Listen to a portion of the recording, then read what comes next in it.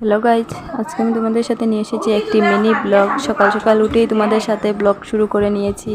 এই দেখো কি সুন্দর ভিউজ, আর আজকে অনেকটা রোদ উঠেছে, তাই আকাশটা দেখতে খুব ভালো লাগছে। আর এখানে দিয়েছি সন্দেশের সাজগুলো শুকাতে, কেননা সকালে ধুয়ে দিয়েছিলাম।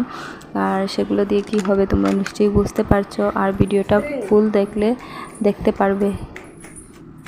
এবার যাচ্ছি আমরা ছাদে, সূর্যের উপর নাকি একটি রাউন্ড কালারের কি একটা পড়েছে, তাই আমরা দুটা দূরে দূরে দেখতে যাচ্ছিলাম, কিন্তু গিয়ে তো কিছুই দেখিনি, কেননা আমরা চোখে দেখতে পারছিলাম, তো ফোন দিয়ে দেখার চেষ্টা করছিলাম, তাও দেখতে পারিনি।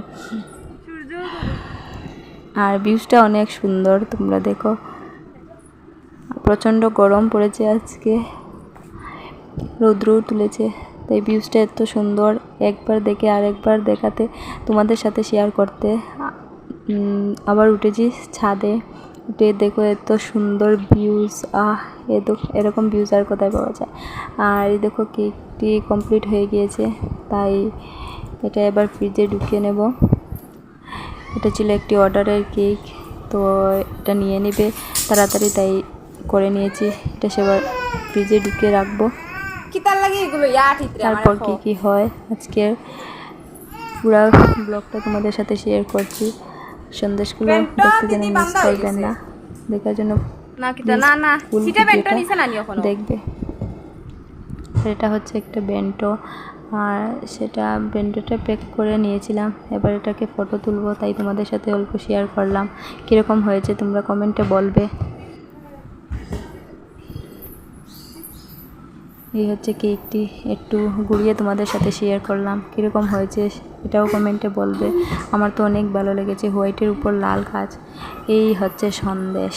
এবার আমরা সন্দেশ বানাতে বসেছিলাম। সন্দেশগুলো কীরকম হয়েছে তোমরা বলবে। আর দেখতে পাচ্ছ এগুলো হচ্ছে ক্ষীরের সন্দেশ, আর এটা একটা বিয়ের তত্ত্ব অর্ডার এসেছিলো, তাই আমরা বানাতে বসেছি। তারপর বিকালবেলা খাওয়া দাওয়া শেষ করে আমরা অল্প ছাদে যাচ্ছি আড্ডা মারতে। আর দেখো ভিউজ কত সুন্দর, দিদি কাপড় তুলছিল। আর দেখো দিদির মেয়ে দুটোটা কী করছে। ওরা ছোটো মেয়েটা যেহেতু পাকনা, ও নিজের কাপড় তুলে নিচ্ছে, ওর কারো হেল্প লাগবে না, ও নিজের কাজ করতে পারে। গাইস দেখতে পারছো তোমরা, দেখতে পাচ্ছ গাইস, এত ছোটো বাচ্চা, ও নিজের কাজ নিজে করে নে। কি হাঁটছে দেখো, ওর দিদিটা ওর সাথে কি দৌড় দিচ্ছে, বা খুলাম মাটান পেয়েছে, তো তাই জন্য ফেলে দিয়েছে।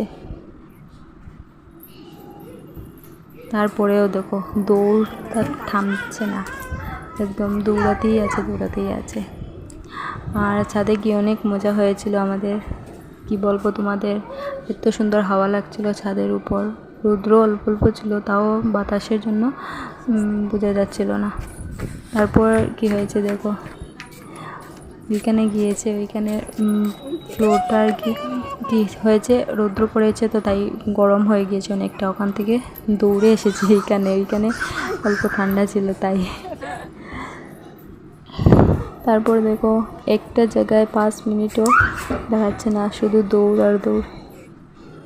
বসে গিয়েছে, ওর দিদি ঠেলা মারবে, তাই জন্য বসে গিয়েছে। এত চালাক কি বলবো গাইস।